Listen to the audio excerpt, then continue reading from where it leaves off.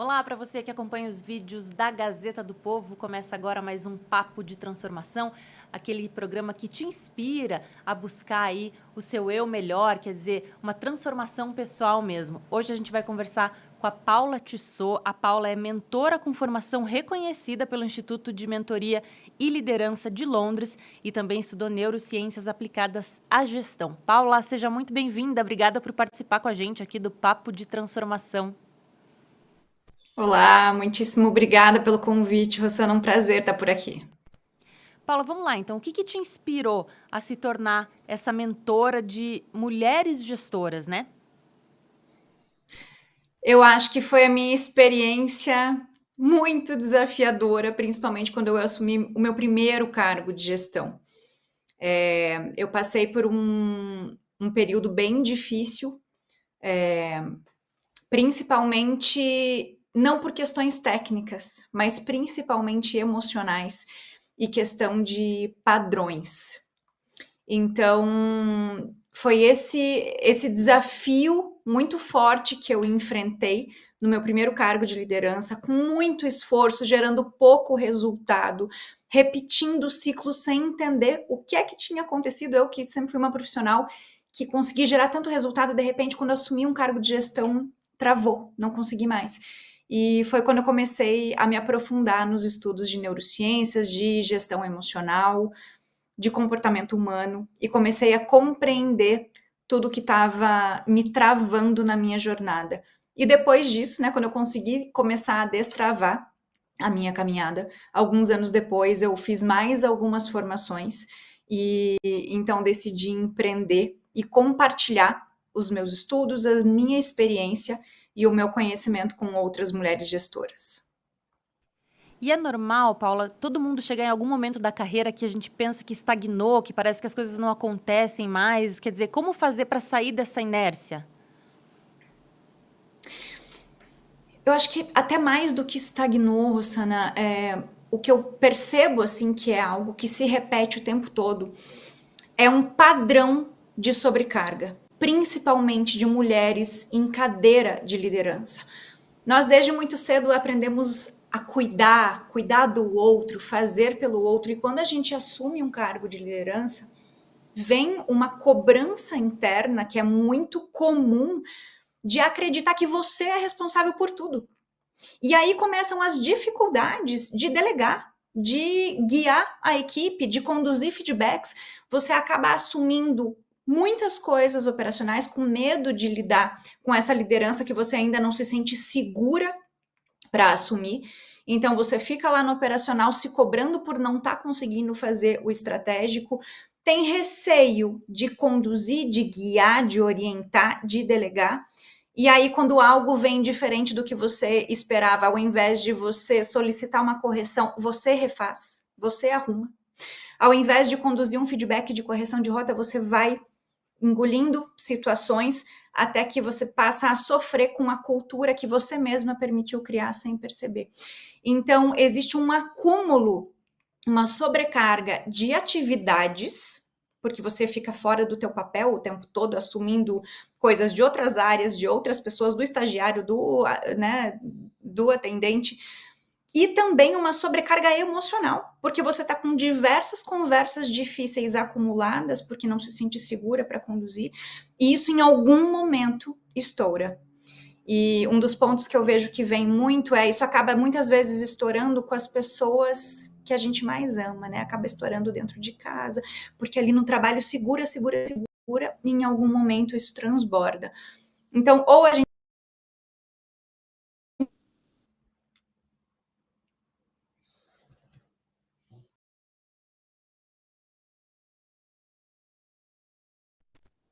Paula, acho que a gente teve um probleminha com o teu sinal. Você está me ouvindo melhor? eu vi que travou aqui, agora Então, parece que voltou. isso, vamos lá. Então, você estava falando que dessa questão da pessoa descarregar o que está sentindo em casa, né?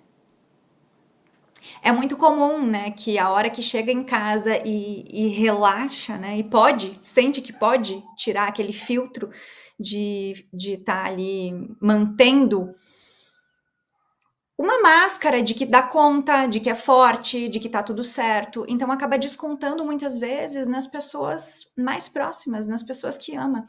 E aí vem a culpa, né? A culpa de descontar no marido, de descontar no filho, porque tá ansiosa, tá impaciente, com um monte de questões acumuladas não tratadas e fica nesse ciclo, né? Absorve mais coisa do que dá conta, não consegue entregar tudo o que precisa dentro da qualidade, do prazo, do escopo que precisaria, se sente culpada, sente que não é reconhecido o suficiente, sente que seu esforço não está gerando o resultado necessário, e por essa culpa, às vezes, acaba acumulando mais coisas ainda, assumindo mais coisas para tentar cobrir essa falta de entrega, essa falta de resultado. E esse é um ciclo muito difícil de ser quebrado enquanto não se percebe que existe esse padrão. O padrão de demonstrar comprometimento através da sobrecarga, de confundir ser responsável por um time, por uma área, por um projeto, com ser responsável por absolutamente tudo. Então, enquanto não se percebe esse padrão de uma forma muito clara, é muito comum que se repita esse ciclo de dar aquela descansada num feriado, volta tudo. Daí tenta descansar um pouquinho nas férias, acumula de novo. Então, é como se fosse uma simples fase de pega um pouquinho de fôlego e volta para viver à beira do esgotamento. É isso que eu vejo que é muito comum com mulheres que estão ou liderando suas próprias empresas ou assumindo um cargo de gestão dentro de uma empresa. E claro que você já falou um pouquinho sobre isso, mas eu queria que você exemplificasse, porque não é sempre que a gente percebe que está sobrecarregado, né? E você fala isso, né? Que a sobrecarga não é normal, tanto a sobrecarga de trabalho como especialmente a emocional. Mas como identificar, então, para quem tem essa dificuldade? Porque às vezes a pessoa pensa justamente no exemplo que você deu, né? Ah, é normal no trabalho, meu trabalho é exigente mesmo, eu preciso mostrar serviço. Então, como identificar que o que você está passando não é normal? Excelente pergunta, Rossana. A gente precisa estar muito atenta aos sinais. Alguns primeiros quando você começa a desmarcar tudo aquilo que era prioridade para você. Então você tem tempo para tudo, menos para cuidar da tua saúde física, mental e emocional. Você não tem tempo para estar com as pessoas que você ama, para ir a eventos que tenham uma troca, uma conexão social. Ou se você tem esse tempo, se você até não, você se força aí, você não sente mais prazer em estar nesses momentos, você quer ficar mais isolada, já não tem mais vontade ou energia para trocar, para estar entre pessoas. Ou você se percebe com muita ansiedade, você não consegue descansar sem culpa. Então você tá lá no final de semana e tá pensando, meu Deus, mas eu tinha que estar fazendo tal coisa, meu Deus, eu tô aqui, mas eu podia estar fazendo tal relatório, meu Deus, na segunda-feira. Então você tá ali no final de semana, mas você não consegue viver aquilo, você não consegue relaxar. Então são mini ataques cardíacos que a gente tem, né? O tempo todo, meu Deus, eu não respondi tal amigo, meu Deus, eu não terminei tal coisa. É o tempo todo ligada com uma ansiedade muito grande. E um outro sinal muito importante é a impaciência, a irritabilidade frequente. O que acontece? Quando a gente está com altos níveis de irritabilidade, impaciência, normalmente a raiva está conectada à invasão de limites. Algum limite nosso está sendo invadido. Só que muitas vezes quem está invadindo esse limite é a gente mesmo. Você não está se percebendo, não respeitando limites básicos do descanso, do lazer, da vida pessoal, da conexão familiar e social. E aí você está constantemente irritada. Eu já passei muito por isso, né? E aí o que a gente normalmente faz? A gente tenta tratar o sintoma. Você vai fazer uma aula de yoga, você vai fazer uma aula de respiração, você tenta meditar, para quê? Para baixar a tua irritabilidade, mas você não está olhando para a raiz. Por que você está tão impaciente? Por que você está frequentemente irritada? Muito possivelmente pelos limites que você não dá, pelos nãos que você não tem coragem de dizer. E aí você normaliza trabalhar 10, 12 horas por dia, porque é assim mesmo. Você normaliza aceitar pedidos e demandas fora do fluxo, fora do prazo, você assume responsabilidades de outras pessoas, de outras áreas, acreditando que eu tô fazendo o meu papel. Ou repetindo frases como: se eu não faço, não sai. Se eu não faço, ninguém faz como eu. Então, esses sintomas são sinais importantes de parar, mas não só de tratar o sintoma. Parar e realmente entender na raiz o que é que está gerando esse excesso de sobrecarga, esse quase esgotamento que está sendo normalizado no teu dia a dia. E muitas vezes vem desse padrão. Poxa, eu aprendi com meus pais ou com meus avós, com as minhas referências, que Deus ajuda quem cedo madruga, o que vem fácil vai fácil. E aí você realmente desenvolve uma mentalidade de que somente com suor e sangue você vai conseguir chegar a algum lugar. Somente com dor e sacrifício pessoal é que você vai realmente conseguir chegar num resultado. Quando, na verdade, esgotada, dificilmente você vai construir algo significativo. As estratégias que você recomenda para quem se identifica nessa posição de como começar a sair disso? Quer dizer, você falou um pouco, né, dos nãos que a gente não fala. Quer dizer, pode ser começar, então, dizendo não? Excelente, Rosana. Eu comecei com algumas estratégias do como dizer não. Porém, qual a grande questão? Tudo começa na crença. Enquanto você acreditar que dizer não é fechar portas, é ser egoísta, você não vai dizer. Você pode aprender 500 técnicas, você não vai fazer. Enquanto você acreditar que você é responsável por tudo e será reconhecida somente se estiver o tempo todo comprometida e só é produtiva se você está até as 10 horas da noite trabalhando, você pode aprender 500 técnicas de como delegar. Você não vai aplicar. Então, tudo começa em entender quais crenças enraizadas, quais padrões internos, quais valores teus podem estar te jogando para um padrão comportamental de esgotamento. E aí, questionar essas crenças. Eu acreditava que somente com suor e sangue eu conseguiria construir algo incrível. O problema é que eu estava o tempo todo à beira do esgotamento. E o esgotamento chegava antes do resultado. Até que eu comecei a entender, peraí, vamos lá. Que outras formas existem de chegar nesse resultado? Eu tô vendo outras pessoas aqui chegando no resultado. Como é que elas fizeram? Eu fui buscar formações, eu fui buscar mentorias. Comecei a ver empresárias faturando muito alto, tendo uma empresa de sucesso, vivendo o seu propósito, entregando muito valor e tendo vida pessoal, e descansando no final de semana, e viajando com a família. E aí eu fui entender qual que é o segredo? O que tem aí? E era muito simples. Eu, durante muito tempo, acreditei que quando a minha empresa fosse grande, eu poderia contratar colaboradores, eu poderia contratar profissionais para construir essa jornada junto comigo. E o que eu entendi, olhando pessoas que já tinham chegado a um nível de sucesso, foi que, na verdade, quando eu desse o passo de contratar profissionais, delegar, terceirizar tudo aquilo que não precisa ser feito especificamente por mim, e quando eu pudesse focar naquilo que eu faço com excelência, naquilo que são os meus pontos fortes e que é o core do meu papel, aí sim a minha empresa ia crescer. Então eu precisei inverter a minha mentalidade para tomar ações diferentes que passaram a gerar resultados diferentes. Sobre dizer não é a mesma coisa. Se você acredita que as pessoas só vão te amar se você disser sim, na verdade você está confundindo, né? As pessoas gostarem do teu sim com amor. Quando você diz não de uma forma clara e gentil, quem não aceita não é criança. Quem faz birra frente a um não é criança. Adultos saudáveis entendem, compreendem o não. Então você começa a reconfigurar. Não, peraí. O que me impede de dizer um não de forma educada, sem fechar portas? Existem técnicas para isso.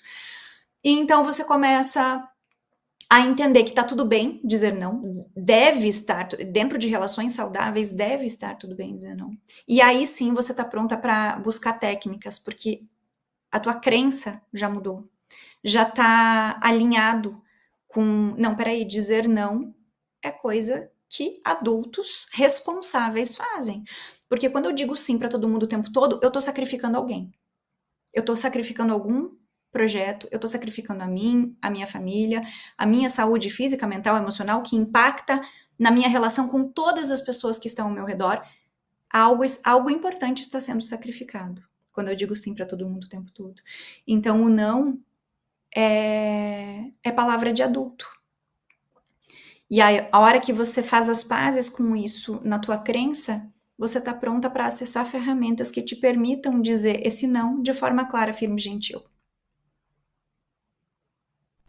Muito aqui no programa, Paula, sobre excelência, né? A busca pela excelência. Até um dos objetivos aqui com as entrevistas é fazer com que as pessoas façam essa busca, né? Mas então, claro que você deu um exemplo, né, de que é possível ter sucesso na carreira e ter uma vida pessoal, né? Mas é possível, então, buscar excelência naquilo que a gente faz sem se sobrecarregar, sem ficar esgotado? Rosana, pela minha experiência dos últimos 2 anos, eu de verdade acredito que só é possível alcançar a excelência sem a sobrecarga. Pessoas sobrecarregadas não conseguem chegar a altos níveis de qualidade, de criatividade. Se você pegar o meu design, os meus vídeos, as minhas aulas, tudo que eu tenho de criação, desde que eu passei a ter uma equipe, o nível de excelência se multiplicou em muitas vezes. Por quê? Porque eu tenho agora espaço para estudar, para me dedicar a construir melhores ferramentas, melhores aulas, ser uma melhor mentora. Eu tenho tempo e energia para estar extremamente conectada com alunos, com mentoradas. Então, eu tenho tempo e energia para ser o meu melhor naquilo que eu escolhi ser. Agora, se eu tentasse, como eu fiz lá no começo da minha carreira empreendedora, ser a melhor mentora e professora e treinadora e designer e arrumar cenário, iluminação e fazer a minha maquiagem para as aulas e fazer edição de todos os meus vídeos e ser a minha copywriter, a gestora de tráfego de tudo que eu faço, você percebe que é impossível alcançar a excelência dessa forma? Então, a excelência vem das escolhas poderosas que você se propõe a fazer. A excelência não mora na sobrecarga. A sobrecarga, inclusive, pode ser uma das maiores vilãs da excelência. E você fala também muito sobre agilidade emocional, mas o que é isso na prática? Boa. A agilidade emocional é a nossa capacidade de conhecer os nossos padrões e, a partir dessa clareza, passar a escolher e automatizar quais padrões mentais, emocionais e comportamentais eu quero que se tornem hábito. Por exemplo, eu tinha a dificuldade enorme de estabelecer limites e dizer não, porque eu tinha o padrão de agradar, de ser amada, ser aceita, acolhida, dizendo sim para todo mundo o tempo todo e me sobrecarregando, falando, pode mandar que aqui a energia não tem fim. Então, quando eu entendi esse meu padrão através da dor, porque, de novo, eu vivia sobrecarregada, esgotada, me sentindo mal, ali tinha sofrimento.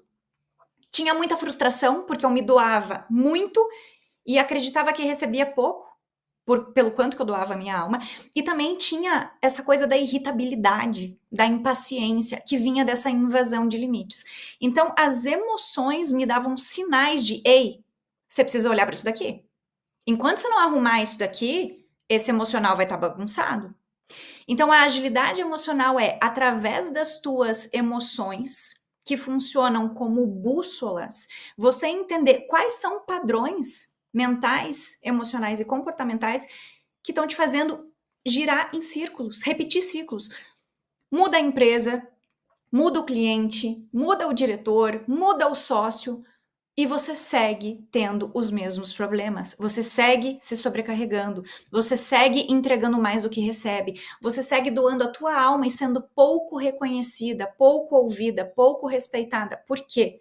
Existem padrões sendo repetidos. Então, a agilidade emocional é você ser capaz de através do uso das emoções como bússola, entender os teus padrões e, a partir disso, de uma forma racional e estratégica, escrever e viver novos padrões, mais alinhados com os teus objetivos e com os teus valores pessoais.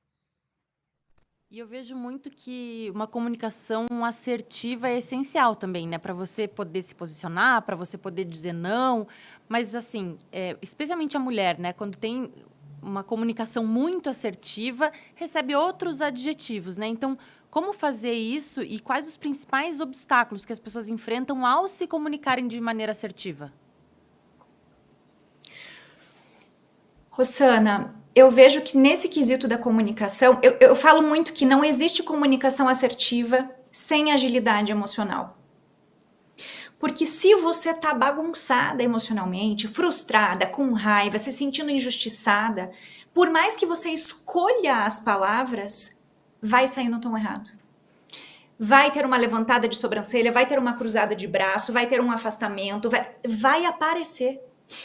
Então, um dos principais pontos para uma boa comunicação é a comunicação interna estar muito bem arrumada. Quando você tem muita clareza das tuas crenças, das tuas bandeiras, dos teus valores, dos teus pontos fortes, das tuas fragilidades, quando você tem essa clareza, esse autoconhecimento muito bem organizado, a tua comunicação, ela tende a sair de uma forma mais organizada. Por exemplo, se eu estou numa reunião e alguém questiona uma pergunta, questiona alguma informação que eu passei, e eu tenho uma autoconfiança frágil, eu acho que as pessoas frequentemente me questionam porque não acreditam em mim, não confiam em mim. Se alguém me questiona, a primeira coisa que vem é: estão duvidando de mim. A minha emoção vai ficar bagunçada e possivelmente eu vou responder de uma forma ríspida. Mas por que você está perguntando isso? Ou então eu vou começar a gaguejar em relação a um assunto que eu super domino. Agora, tá lá, a mesma situação. Internamente eu tenho uma autoconfiança muito organizada. E eu sei que eu sei muito sobre o assunto que eu tô tratando. E alguém questiona algo, automaticamente o que vem na minha cabeça é: natural estarem perguntando para mim. Afinal, nesta sala, eu sou a pessoa que mais sabe sobre esse assunto. E a emoção vai ser: poxa, deixa eu compartilhar mais detalhes para que as pessoas entendam a lógica do meu raciocínio. E você naturalmente vai: pô, então vamos lá, é o seguinte, eu cheguei nesse raciocínio porque, na minha experiência, e você vai falar de uma forma naturalmente organizada.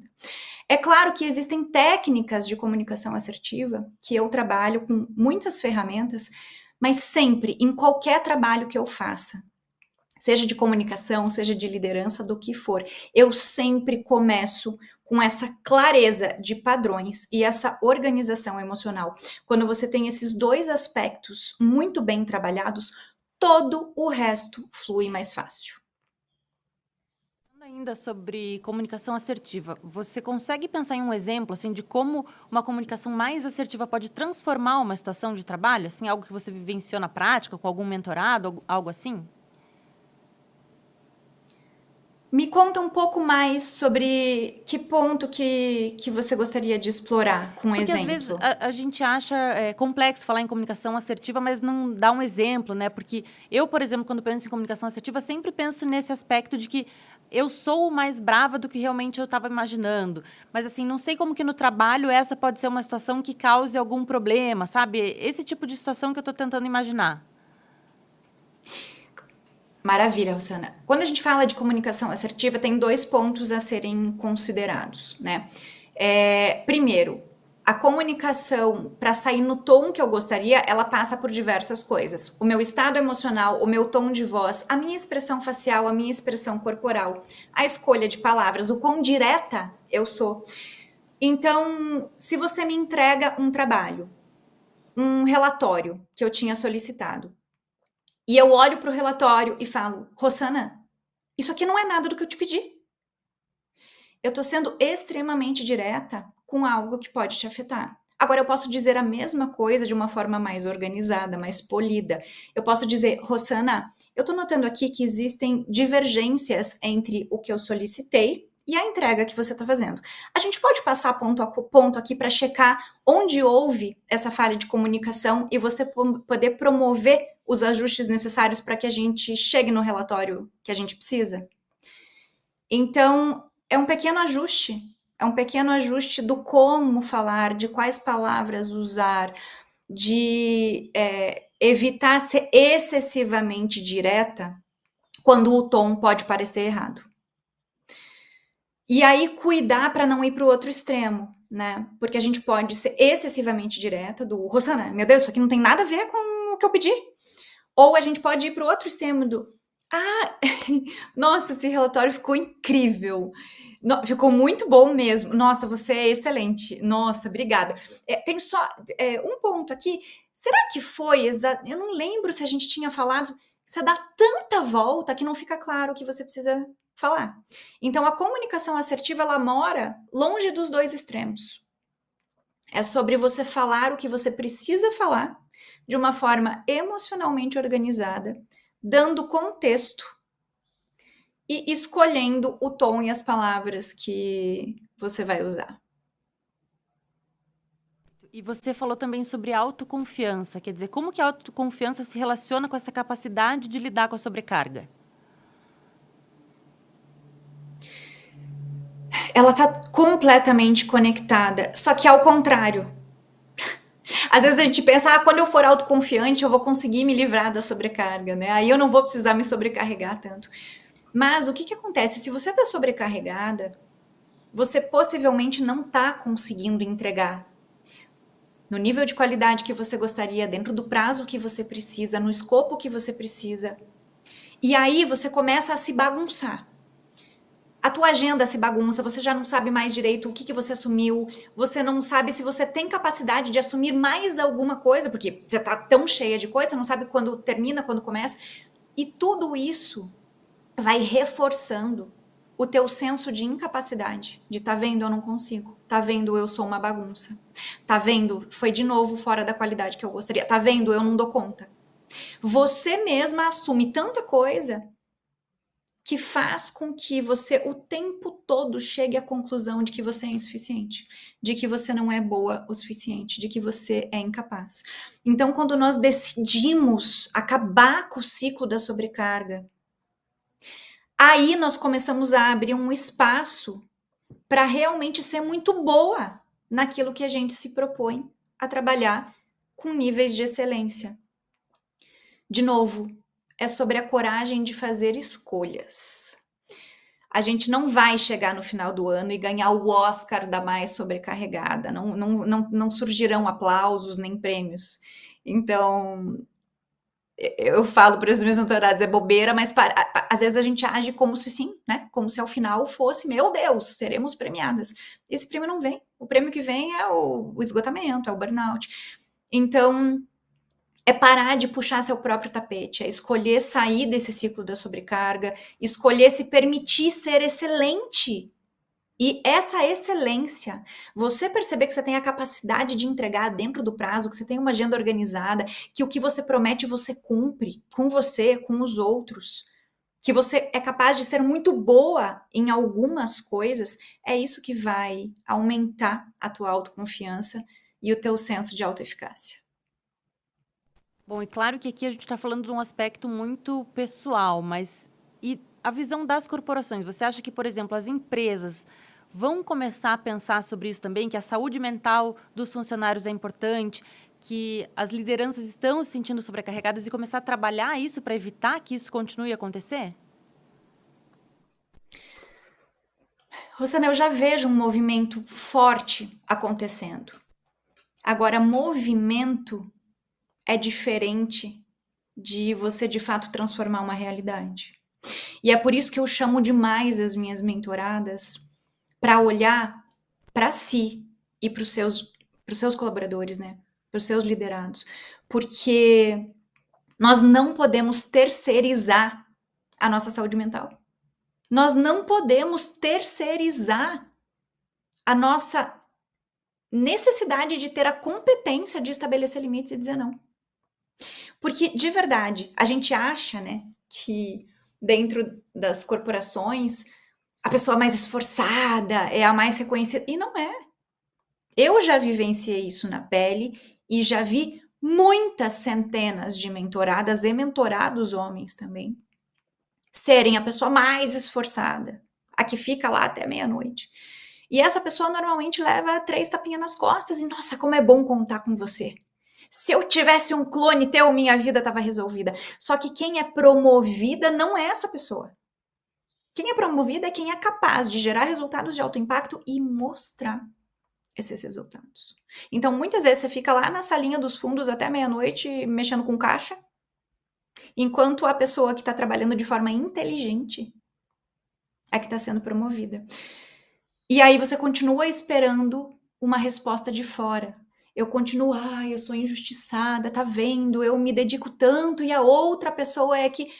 A gente não pode terceirizar a nossa saúde mental, a nossa carreira, as nossas escolhas estratégicas de como gerar resultados de forma mais inteligente, gerar alto impacto, parar de se perder em tarefinha, em apagação de incêndio o dia inteiro e realmente começar a focar qual é o meu papel, quais são as minhas prioridades, o que é esperado de mim aqui.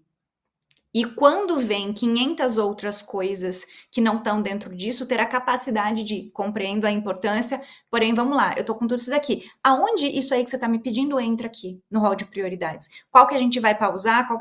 Como que a gente lida com isso? A gente vai chamar um consultor externo? Tem as opções A, tem as opções B, tem a opção D.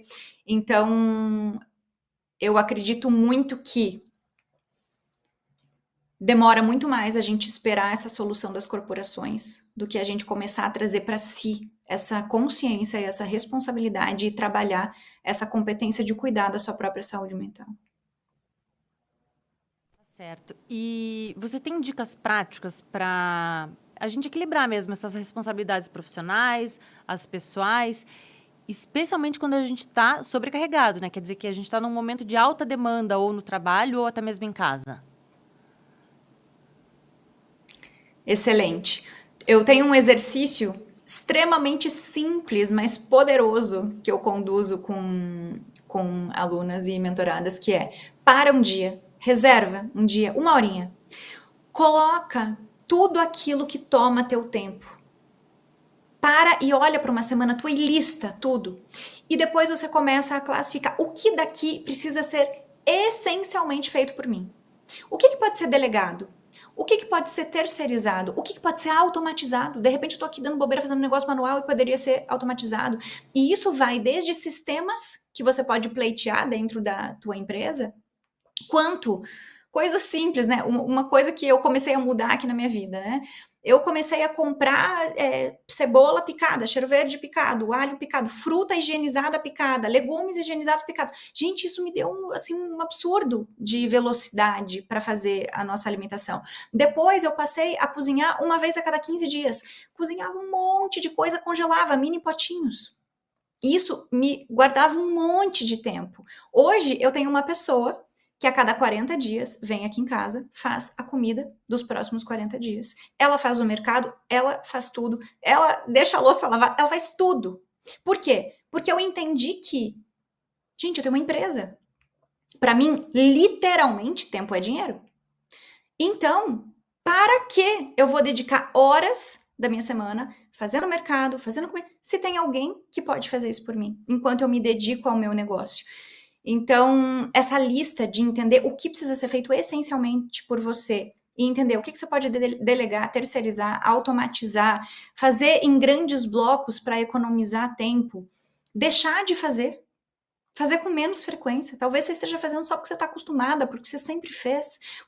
Quais são coisas que você pode compartilhar a responsabilidade? Que você está colocando como se você fosse a única responsável e não é. Então, essa lista com esses pontos de classificação e você ir distribuindo essas tarefas e principalmente marcando o que é prioridade. Não existe 80 prioridades. Não existe. O que é prioridade? Aonde deve estar o teu tempo, foco e energia, porque isso vai fazer uma diferença de alto impacto na tua vida, na tua carreira, na tua saúde. E tomar decisões corajosas.